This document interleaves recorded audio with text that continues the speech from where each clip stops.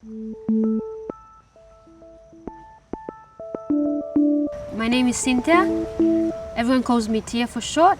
And I'm from the Solomon Islands, 2 islands from the Solomon Islands, Malaita Province and Makira Province. I am studying LLB, which is the Bachelor of Laws at the University of the South Pacific here in Fiji.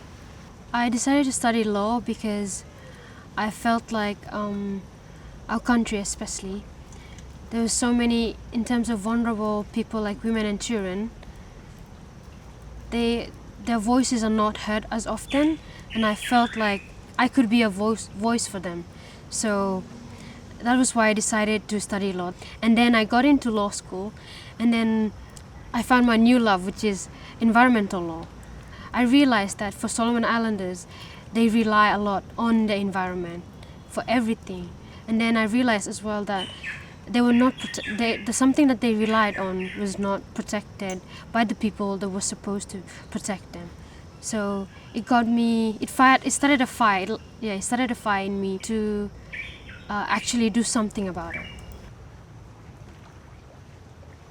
I grew up in Temotu Province. It's a beautiful island. They're known for their seafood, the sea, and it's a big part of us spending time together. So we go there fishing, we spend time together there.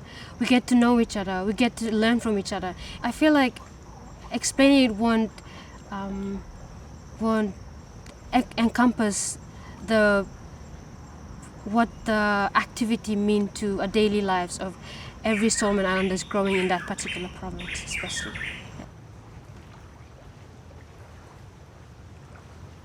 So every time that we go to my father's, which is in Malaita, I always look forward to seeing that beautiful island. But over the years that we've gone, I saw that the island changed.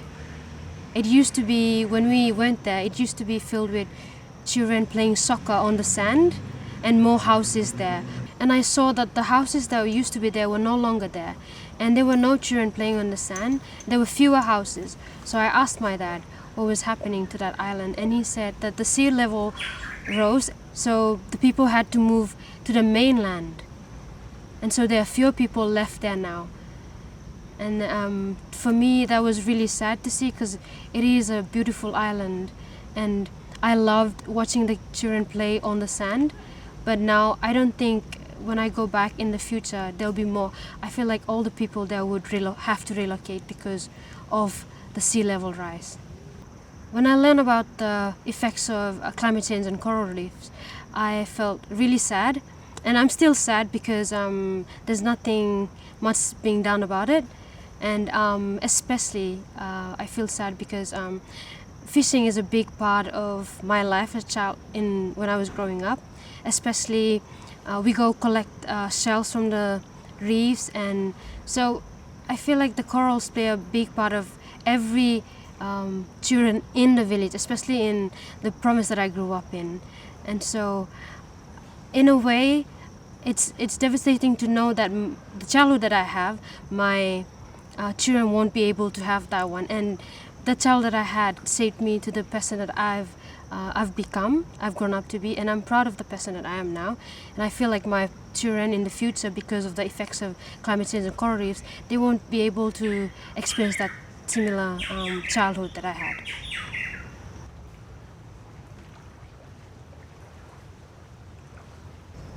So the purpose of the letter is to get our leaders to move to seek an advisory opinion of the ICJ on the issue of climate change with regards to human rights.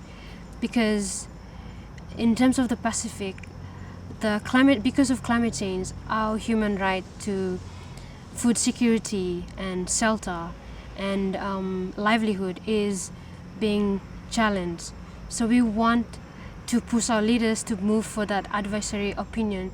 Coming from a small island like the Solomon Islands, I have experienced what it is to feel like nothing is going your way, or nothing is going the way that you want it. Nothing is going the way that you hope your country can achieve in the future. So I've experienced that, and to be able to come here and learn more about environmental law and to be able to do what the group in my international environmental law class have done, I feel like it is very empowering for someone like me with that background to be part of a solution for once, to be part of something that's moving towards a solution. And I would like to encourage our leaders mostly to stop and think whether they would like to be part of the problem or part of the solution, and to ask them that for them to be part of the solution would be really, really inspiring to people like me, to young people like me, to know that the leaders have our best interest at heart. And that to me is very, that to me would help me to want to do more for my country as well and for the world as a whole. Thank you.